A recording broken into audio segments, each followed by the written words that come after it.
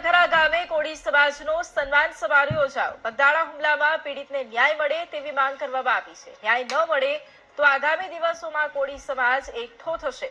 બોટાદ જિલ્લાના વાંધાતા ગ્રુપના પ્રમુખ મયુર જમોડે જાહેરાત કરી છે। 1 લાખ કોળી સમાજના લોકો ભેગા મળી અને ન્યાય માટે રજૂઆત કરશે। બોટાદના તરઘરા ગામે કોળી સમાજના લોકોનું સંમેલન યોજાશે। સમાજના શૈક્ષણિક, સામાજિક, આર્થિક, રાજકીય તમામ પ્રકારના ઉત્થાન માટે સમાજ આવનારા સમયની અંદર સંકલિત, સંયોજિત, સંગઠિત અને નિયંત્રિત દિશામાં પ્રયત્નો કરશે। એના ભાગરૂપે આ બધા પ્રયત્નો શરૂ થયા છે। આવનારા સમયની અંદર દરેક દિશામાં કોળી સમાજનો વિકાસ થાય એ પ્રકારના કાર્યક્રમો કરીશું।